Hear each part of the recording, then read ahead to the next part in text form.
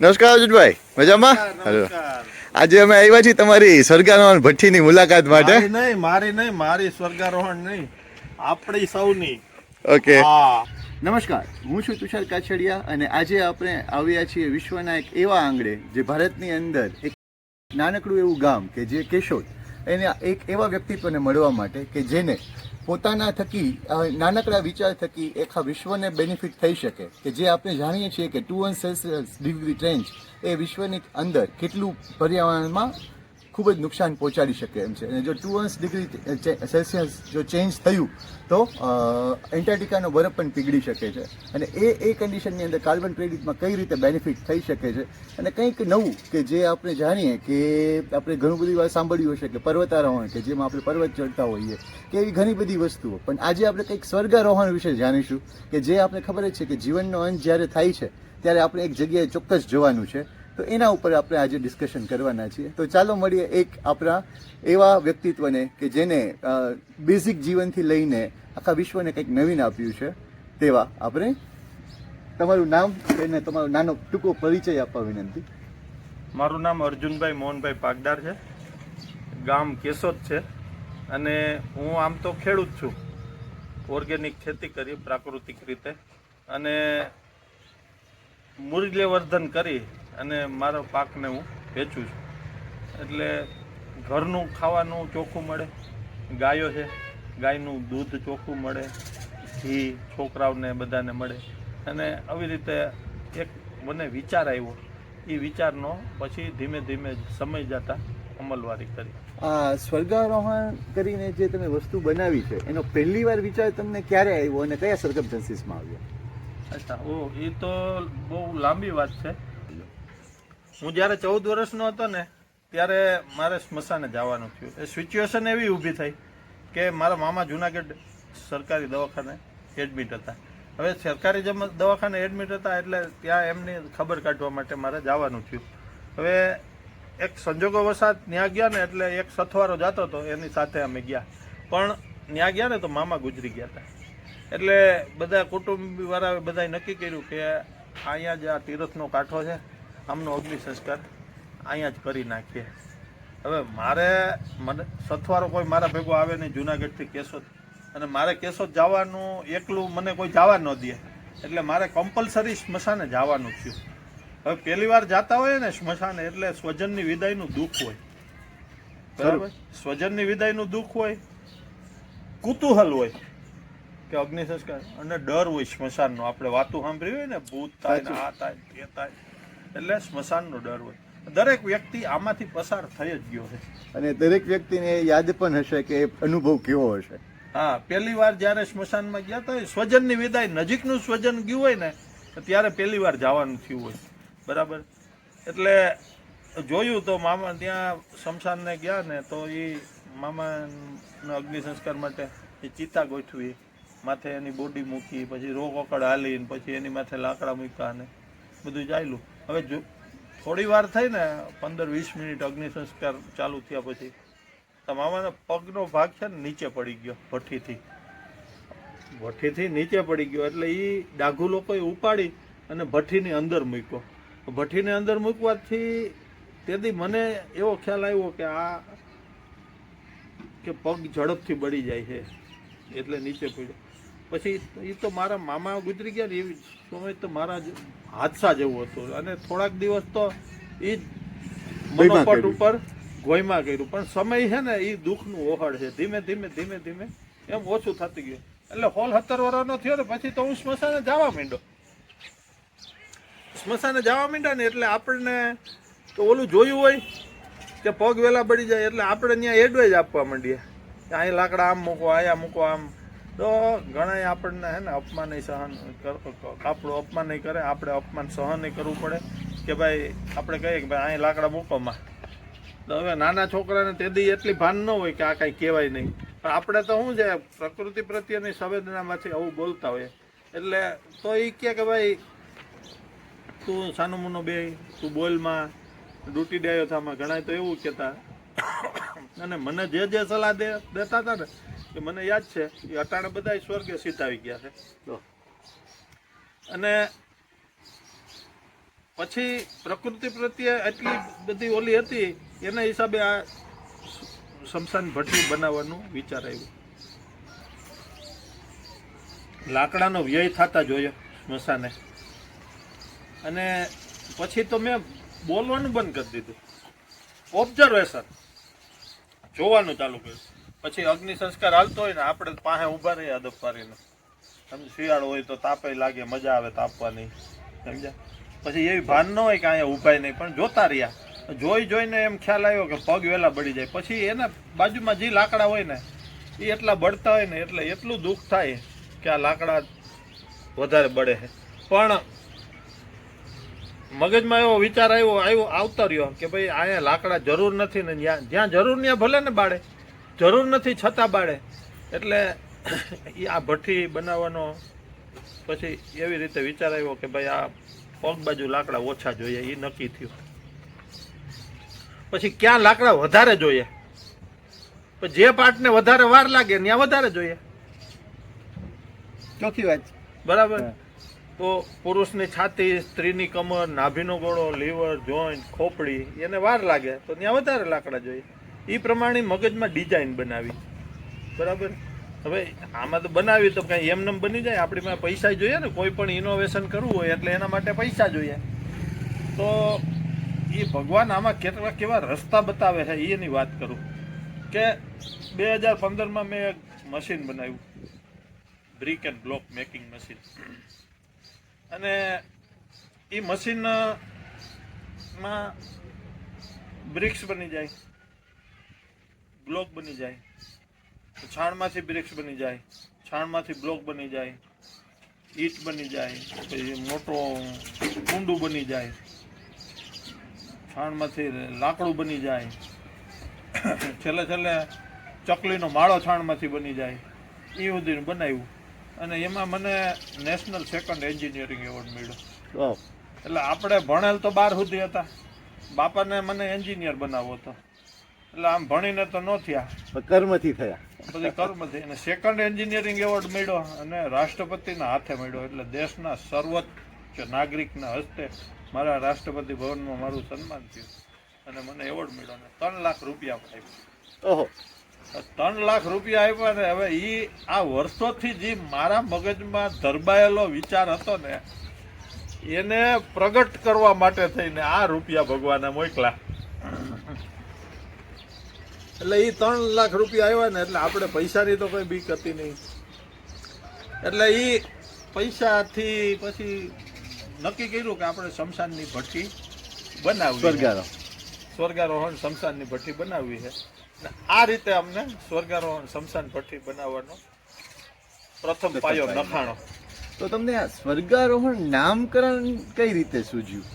હા, એ વાત એવી છે કે એક મારો મિત્ર હતો રામકૃષ્ણ સેમરિયા, એ રાજકોટ રહેતો. એટલે અમે એ એકવાર આવ્યો અહીંયા તો મને કે આ ભઠ્ઠી કરો એટલે આનું નામ સ્વર્ગારોહણ કંઈક રાખીએ આપણે. એટલે અમે 2 જણા ડિસ્કસ કરી કે આપણે જો આ પ્રકૃતિને તો બચાવતું જ જાય છે, આપણી ભઠ્ઠીમાં અગ્નિ સંસ્કાર થાય તો પ્રકૃતિને તો ફાયદો થાય જ છે. પ્રકૃતિને ફાયદો થાય છે અને છેલ્લે જાતા પ્રકૃતિને તો ફાયદો. ભલે આખી જિંદગી એકઈ ઝાડવું નથી વાવ્યું, બરાબર, તો છેલ્લે ઝાડવાનું તો જરૂર પડવાની જ છે. અને છેલ્લે હગાવાલા તો સ્મશાનથી આવશે, ભેગું તો ઝાડવું જ પડશે, તો ઝાડવાની તો જરૂર પડે. તો આ છેલ્લે જો આ ભઠ્ઠીના માધ્યમથી જાય તો એને સ્વર્ગમાં એન્ટ્રી મળે. કે જાણે કે કે ગમે એવા કર્મ કર્યા હોય પણ એને છેલ્લે પ્રકૃતિને ફાયદો કરીને ગયો. અગ્નિ સંસ્કાર તો કરવો જ પડે સાહેબ, કરવો જ પડે, એમાં તો હાલે જ નહીં. એટલે પ્રકૃતિને એ ફાયદો કરતો ગયો એટલે સ્વર્ગારોહણ નામ રાખ્યું. જ્યાં સુધી મને નોલેજ છે ત્યાં સુધી આપણા હિન્દુમાં, જૈન, શીખ અને બૌદ્ધિસ્ટ લોકોની અંદર અગ્નિ સંસ્કારની ક્રિયા હોય છે, જે સનાતની આપણે કહીએ છીએ. તો એ વિષયની વાત કરી રહ્યા છીએ. તો સનાતન હિન્દુ ધર્મ પ્રમાણે તો અગ્નિ સંસ્કાર કરવો જ પડે. તો જૈનો લોકોને અગ્નિ સંસ્કાર થાય, શીખ છે જે ગુરુદ્વારામાં માને એનો અગ્નિ સંસ્કાર છે, બૌદ્ધિસ્ટને અગ્નિ સંસ્કાર થાય છે. બૌદ્ધિસ્ટમાં સિક્કિમમાં લેપ્ચા કોમ્યુનિટી છે, એ મારા મિત્રો છે ઘણા, અને એ લોકોને મેં પછી હું તો અમે ગમે ત્યાં પૂછતા હોય, હું તો મારો વિષય આ એટલે ગામે સ્વાભાવિક છે કે હું પૂછતો હોઉં કે ભાઈ તમારે કેવું છે, આ છે તે છે. પછી છેલ્લે હું મારે છેલ્લો વાતનો નિચોડ, છેલ્લો પાઘડીનો વડ છેડે એની જેમ વાતનો નિચોડ કે ભાઈ કોઈ બીમાર પડે તો શું કરો, તો કે દવાખાને, ત્યાં કોઈ ગુજરી જાય તો શું કરો, તો કે પછી અગ્નિ સંસ્કાર. તો કેવી રીતે કરો, તો કે અગ્નિ સંસ્કાર અમે એ કે લાકડાથી કરીએ, અને એ કે 800 થી 1000 કિલો જેટલા લાકડા જોઈએ. એને પછી લાકડાની આવી રીતે આમ ગોઠવે અને આવી રીતે આમ ગોઠવે, એને 9-10 લેયર કરે. એટલે માથે લાકડાની બોક્સ બનાવી પેટી જેવું, પેટીમાં બેહાડી અને અગ્નિ સંસ્કાર કરે. એટલે સિક્કિમ વાળા શિરીન લેપ્ચા કરીને મારો મિત્ર, મેં એની હારે વાત કરી તો હું કહું તમે તમારું જંગલ તમે પતશો, તમે જંગલ તમારું પતાવી દો. હું કહું 800, 900 કિલો લાકડા બારે નાખો. એટલે બહુ લાકડા વપરાઈ જાય છે. આપણી આ સરગારવણ ભઠ્ઠીમાં એક સૌને જ્યારે આપણે દાહ આપીએ છીએ તો એપ્રોક્સ કેટલા કેજી લાકડાનો ઉપયોગ થાય છે? સાહેબ એમાં છે ને 70 થી 80 થી 100 કિલો જેવી બોડી. દાખલા તરીકે 90 વર્ષના માજી કે દાદા હે, એ ગુજરી ગયા હોય, એનું શરીર હાવ ક્ષીણ થઈ ગયું હોય અને વૃદ્ધાવસ્થાના હિસાબે એમાં કાંઈ રહ્યું જ ન હોય, તો એને 50-60 કિલો લાકડા જોઈએ. બરાબર. કોઈ રોગિષ્ટ હોય તો એને 100 કિલો લાકડા જોઈએ. કદાચ એવરેજ છે ને 80-90. મેં તો જોયું છે કે જનરલી આપણે જે સ્મશાનમાં જતા હોઈએ ત્યારે 400-500 કિલો લાકડાની પેલી સૌ પેટી કરીને જ કરતા હોય છે, તો આમાં 100 કિલોમાં થઈ જાય? 100 કિલોમાં આમાં હીટ બહાર નથી નીકળતી સાહેબ. બરાબર છે. ઉપર તમે જોયું હોય તો ફ્લેમ કોઈ પણ હોય, હમણાં હોળી ગઈ છે તો ઉપર ઓરેન્જ કલરની ફ્લેમ હોય. ઓરેન્જ કલરની ફ્લેમ છે ને એ વધારે તાકાતવાળી હોય, એ વેસ્ટ જ જાય. તમે ગામડામાં જોયું હશે સ્મશાનની છાપરી બારી નાખે, છાપરીમાં આવડા હોય, કાણા પડી ગયા હોય, બરાબર, એ છાપરી બારી નાખે. તો એ આગ ન્યા સુધી છાપરી બારવા હાટું અગ્નિ સંસ્કાર કરો કે અગ્નિ સંસ્કાર આ મૃતાત્માને એના દેહનું પંચભૂત મહાભૂતમાં વિલીન કરવા માટે અગ્નિ સંસ્કાર કરે છે. પંચભૂતમાં વિલીન કરવા. તો હીટ બહાર જે નીકળી જાય એ હીટને આપણે રોકી રાખી છે, અને એમાં ને એમાં એ આખી સ્ટીમ જેવું થઈ ગયું, એટલે બોઇલર ટાઈપનું થઈ ગયું. એટલે અંદર ટેમ્પરેચર જળવાઈ રહે, 800-900 જેટલું ટેમ્પરેચર આવી જાય, અને ઓછા સમયમાં એટલે લાકડાથી અગ્નિ સંસ્કાર કરીએ, અને એટલે જ ઓછા લાકડા જોઈએ. અને સાહેબ ઓલી એક કહેવત ખોટી પાડી નાખી મેં, ઓછે લાકડે નહીં બળે. એનો શબ્દાર્થ જુદો હે, એનો ભાવાર્થ જુદો હે શબ્દાર્થનો, પણ એ શબ્દાર્થની રીતે જ એ કહેવત ખોટી પડી ગઈ. હા, બરાબર છે. ઓછે લાકડે નહીં બળે. હવે તમે મોંઘો વેપારી હોય તો એમ કે ઓછે લાકડે નહીં બળે, પણ આ તો વાત એવી છે કે ઓછે લાકડે જ બળી જાય. ટૂંકમાં તમારું કહેવાને અલગ રીતે વિચારીએ કે પેલું 400-500 કિલો લાકડા બાળવા એને કરતા 100 કિલો આપણે ચંદનના લાકડા બાળીએ તો ખર્ચો એવરેજ નિયર બાય આવી જાય.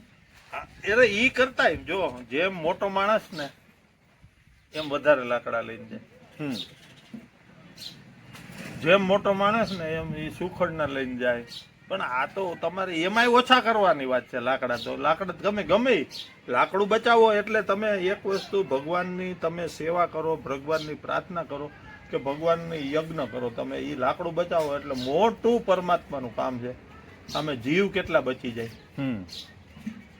ખરું છે. તમે કઈ સ્પેસિફિક સ્વર્ગારોહણ ભઠ્ઠી વિશે કહેવા માંગશો? આ તો જો ભાઈ સ્વર્ગારોહણ સ્મશાન ભઠ્ઠી એવી છે કે ઈ મૃત્યુ સનાતન સત્ય. કોઈ વસ્તુ જીવનમાં સત્ય હોય ને તો એ મૃત્યુ છે. બીજી વાત તમે કરો કે ન કરો, પણ મૃત્યુ તો થવાનું. અને મૃત્યુ થાય એટલે સાહેબ કેટલી ટાઈમ રાહ જોવો તમે? 5 દી 10 દી રાહ જોવે કે પછી અગ્નિ સંસ્કાર? 24 કલાક. બરાબર. લાવારીસ હોય, સાવકાર હોય, ગરીબ હોય, ગમે હોય, પટાવાળો હોય, વેપારી હોય, ગમે ઉદ્યોગપતિ હોય, અગ્નિ સંસ્કાર કરવો પડે.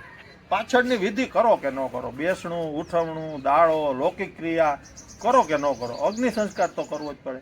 લાવારીસને 5 જણા જઈને કરી આવે કે નહીં? કરી આવે. બરાબર ને? તો અગ્નિ સંસ્કાર કરવો પડે. અરે મોટા ભાગનો અગ્નિ સંસ્કાર ભારતમાં લાકડાથી થાય છે. તો આ ભઠ્ઠી જો દરેક ગામમાં, ભારતભરના દરેક ગામમાં હોય તો પ્રકૃતિની મોટી સેવા થાય, આ દેશની મોટી સેવા, આ ધરતી માતાની મોટી સેવા થાય. એટલે છોડમાં રણછોડ, વૃક્ષમાં વાસુદેવ. છોડમાં રણછોડ, વૃક્ષમાં વાસુદેવ. બરાબર. એ કાપો ને તમે, ત્યાં ક્યાંય ગયો ન હોય, એ ન્યા જ હોય, ત્યાં દેખાતો નથી. તમે એ બાળી નાખો, ત્યાં નથી દેખાતો. જંગલ આમે ઓછું થતું જાય, ઘટતું જાય, સમજી લ્યો. બરાબર. ઓઝોનના પડમાં ગાબડા પડ્યા ને આ બધું. આ લાકડા ઓછા બાળશો ને તો એમાંય ફાયદો થાય. ને આપણો પ્રયત્ન કાન ખજૂરાના ટાંગા જેટલો નથી, કાન ખજૂરાના ટાંગાના નખ જેટલો. મેં કંઈક એવું સાંભળ્યું હતું કે આ જે અત્યારે જે બધા ચર્ચા કરતા હોય છે કાર્બન ક્રેડિટ રિલેટેડની, તો એના ઉપર આમાં કઈ બેનિફિટ થાય ખરો?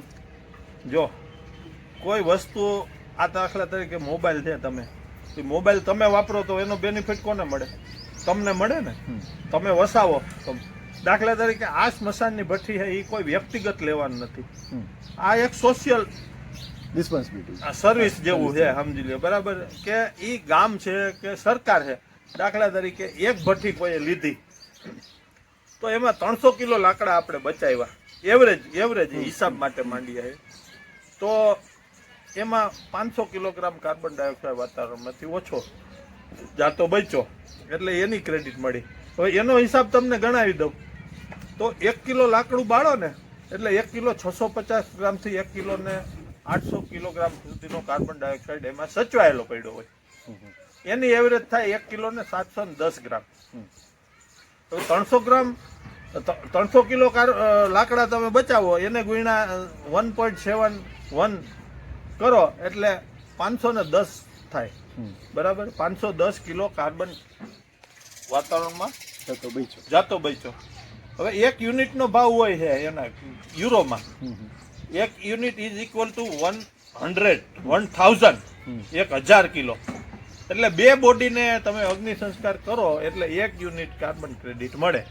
જે ભઠ્ઠી લે એ કાર્બન ક્રેડિટ એને મળવી જોઈએ, અને એના કાગળિયા એ ભઠ્ઠી લે એ લોકો કરે.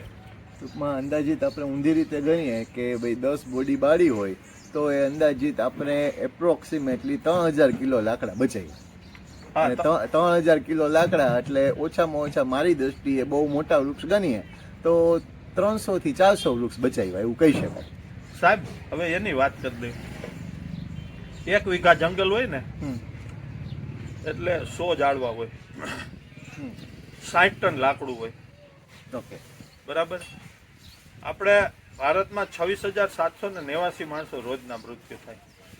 એમાંથી 80% ગણો ને બૌદ્ધ, શીખ, જૈન અને હિન્દુ, એટલે 84% થાય. આપણે 80% જ ગણીએ તો 21,432 થાય. એટલે 1432 આપણે કાઢી નાખો ઉપરના, કે ઇલેક્ટ્રિકમાં, ગેસમાં, ડીઝલમાં, જેમાં બાળવા એમાં. વાહે વધ્યા 20,000 ને અગ્નિ સંસ્કાર કરો ને લાકડા, બરાબર. તો એવરેજ તમે 400 કિલો ગણો, વધારેથી જ જાય છે. તો 400 કિલો એવરેજ લાકડા ગણો ને તો આ ભઠ્ઠી વાપરવાથી 300 કિલો લાકડા બચે. એવરેજ 100 કિલોથી અગ્નિ સંસ્કાર થઈ જાય. 300 કિલો લાકડા બચે ને એટલે 60,000 કિલો લાકડું બચ્યું. બરાબર. એટલે હે ને 100 વીઘા જંગલ બચ્યું રોજનું. ઓહો, 40 એકર. બહુ મોટો આંકડો. હા, 40 એકર જંગલ બચ્યું રોજનું. બરાબર. જો આ દરેક ગામમાં સરકાર ફરજિયાત કરે ને કે આ સ્વર્ગારોહણ સ્મશાન ભઠ્ઠી દરેક ગામમાં હોય, એનું કારણ સરકારે હમણાં મને ક્લાઇમેટ ચેન્જ એવોર્ડ આપ્યો ગુજરાતનો. ઓહો, સમજ્યા? સરકારે હવે સ્વીકારી લીધું છે. હવે એ કઈ આ અમલવારી કરે, આ તો રાજના કામ છે ભાઈ. બરાબર છે. અને બધા લોકો થકી થતા કાર્યો છે. તો જે ભારત દેશમાં જન્મા છે, ભારત દેશના નાગરિક છે, આપણી નૈતિક ફરજને હિસાબે ભગવાને આપણને નિમિત્ત બનાવી અને આ કાર્ય કર્યું છે. શમશાનની ભૂમિ છે ને એ ભોળાનાથની ભૂમિ છે. ખરું. ભોળાનાથની ભૂમિ છે ને, આપણે શિવગણ થઈને કામ કરીએ. શંકર બાપાના લાડકા દીકરા છે ને, એને હિસાબે આપણને કામ ચીંધે નકર કોઈ આપણને એની પાસે બીજા નથી માણસ એની પાસે ન કરાવી લે. આપણી ઉપર ક્યાં ભૂંગળી ભાંગી એને તો એ આપણી પાસે કરાવે. એ તો એની પાસે બીજા પાસે ન કરાવી લે. તો આપણને કીધું તો આપણે ભગવાનની આપણને કૃપા છે આપણી ઉપર. અને તમારી એક અલગ રીતની ભક્તિ છે એમના પ્રતિ, ખરું?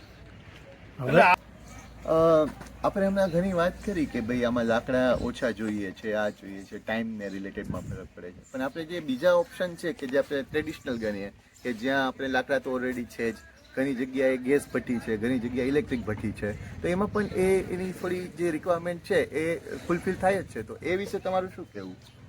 સાહેબ, ઇલેક્ટ્રિકની ભઠ્ઠી છે, ગેસની ભઠ્ઠી છે કે ડીઝલની ભઠ્ઠી છે, બરાબર છે, એ એક તો મોંઘી છે, 70-80 લાખ રૂપિયાની. પછી એના માટે આખો એક રૂમ બનાવવો પડે. એક તો મોટું કનેક્શન જોઈએ ઇલેક્ટ્રિકનું, બરાબર. ઇલેક્ટ્રિકનું મોટું કનેક્શન જોઈએ એટલે એ પાવર તો જોઈએ જ એમાં, પાવર વગર તો ન બરાબર.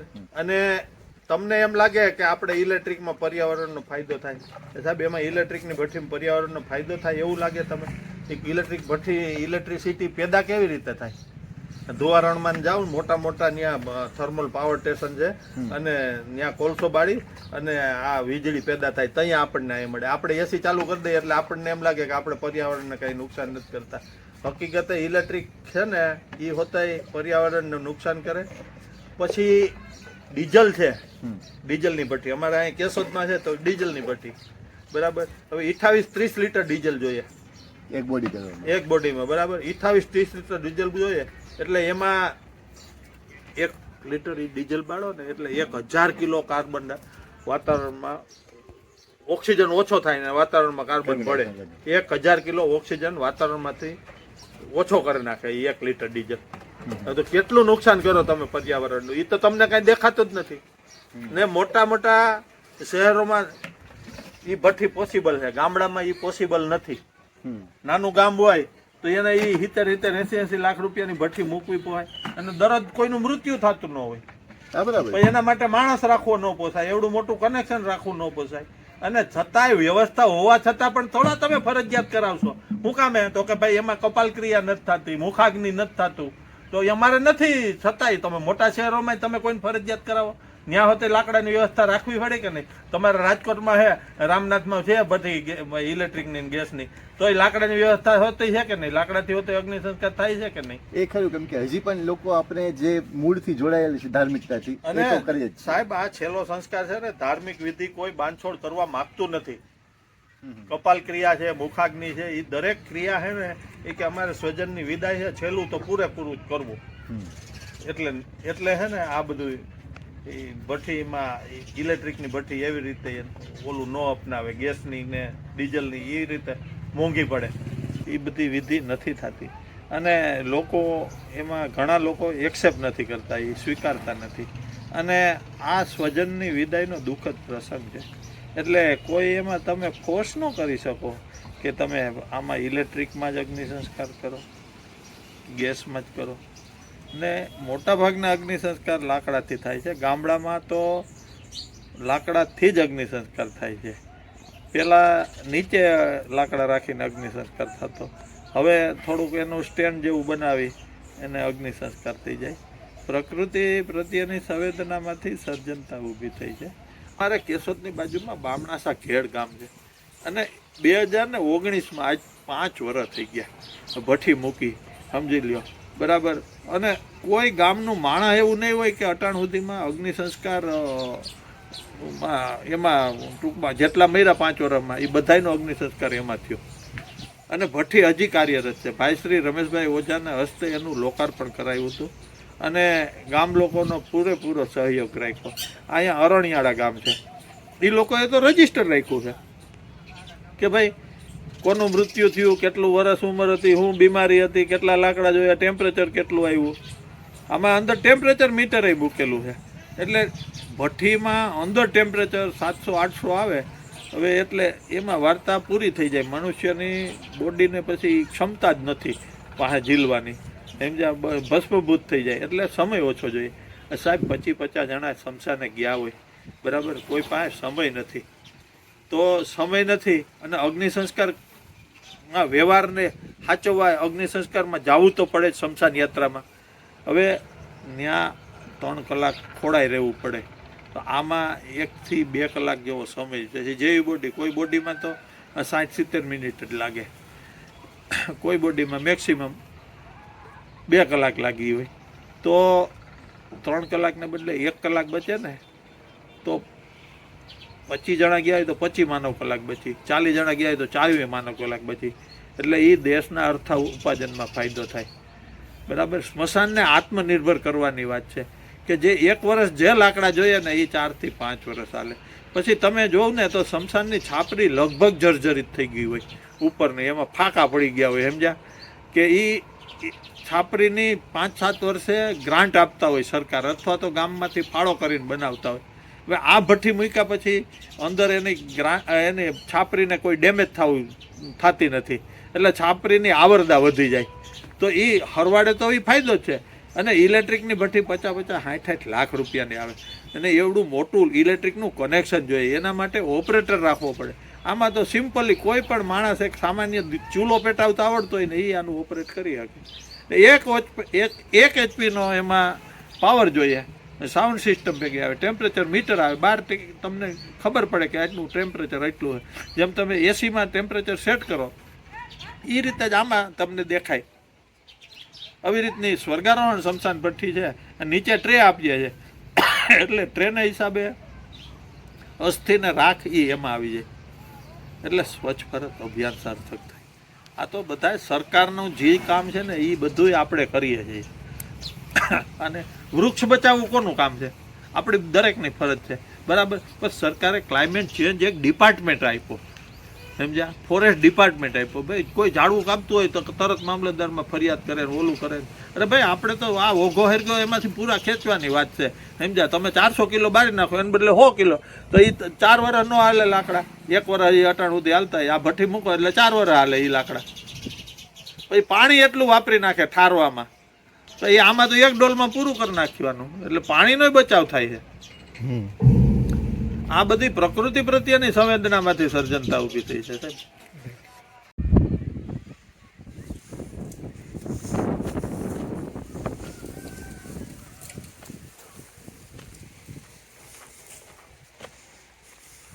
નમસ્કાર અર્જુનભાઈ, મજામાં? નમસ્કાર. આજે અમે આવ્યા છીએ તમારી સ્વર્ગારોહણ ભઠ્ઠીની મુલાકાત માટે. મારી નહીં, મારી સ્વર્ગારોહણ નહીં, આપણી સૌની. ઓકે. આ સ્વર્ગારોહણ સ્મશાન ભઠ્ઠી છે. અને આની ડિઝાઇન તમને બતાવું છું. 1 મિનિટ. છે ને ધડ રીએ, માથાનો ભાગ આ બાજુ રીએ, અને અહીંયા સીટ ને વિભાગ રીએ, અને પગ છે ને આ બાજુ આવે. જો અહીંયા એકદમ સંકળાશ છે, આ ભાગનો એકદમ સંકળાશ છે, સમજ્યા. એટલે જ્યાં જેટલા લાકડાની જરૂર પડે ને એ પ્રમાણે લાકડા આવે. ઓકે. હા, બરાબર છે. બીજું આમાં આપણે પેલા ફૂલ ને બધું લેવાનું હોય તો એની કોઈ વ્યવસ્થા અલગથી? એની ટ્રે છે બાર. હા હા, ચાલુ. ઓકે. આમાં આપણે ફૂલ આવી જશે જે આમાં રાખવામાં આવી છે. ઓકે. બરાબર. હા. અને આ પગનો ભાગ છે, ત્યાં ટેમ્પરેચર, આ ટેમ્પરેચર મીટર છે. ઓકે. આ ટેમ્પરેચર મીટર છે, એટલે અંદર જેટલું ટેમ્પરેચર હોય એ પણ માપી શકાય, બહાર દેખાય. ઓકે. મીટર ની અંદર મીટરમાં એ બહાર દેખાય. હા હા. એને ટેમ્પરેચર જેટલું હોય ને એ બહાર દેખાય આપણે. અને આમાં ચીમની હશે તે અહીંયા ચીમની અહીંયા આવી જાય. ઓકે. ઉપર ચીમની આવી જાય. ઓકે. અને પેક થઈ જાય એટલે અગ્નિ. આ તમારા દ્રષ્ટિએ તમે જે આ સ્વર્ગારોહણ ભઠ્ઠી બનાવી એને અંદાજિત કેટલો સમય થયો હશે? એટલે આમ આ ભઠ્ઠી બનાવવામાં તો 15-20 દિવસ લાગે એક ભઠ્ઠી બનાવવામાં. હા, એ તો તમે અત્યારે જે એસેમ્બલ કરીને આખું બનાવો ત્યારે, પણ જે તમારા મગજમાં આવ્યો ને વિચાર થકી 44 વર્ષ ગણો ને, 1979 થી. અચ્છા, એટલે આ તમારું જે સ્વર્ગારોહણ ભઠ્ઠી છે એ 44 વર્ષની ફળશ્રુતિ છે. હા, અને હજી હું વિદ્યાર્થી છું, હજી પણ મને તો 5 કિલો લાકડાનો લો, સમજી લ્યો. તમે મને એમ કહો કે અર્જુનભાઈ હજી આમાં કઈક આમ કર્યું હોય તો હું તો ઈ શીખવાડું, તમે ગુરુ, હું ચલો. બરાબર. અને આ ભઠ્ઠી આ રીતે ખુલ્લી જ હોય છે કે? નહીં સાહેબ, એ પેક થઈ જાય ને. હા,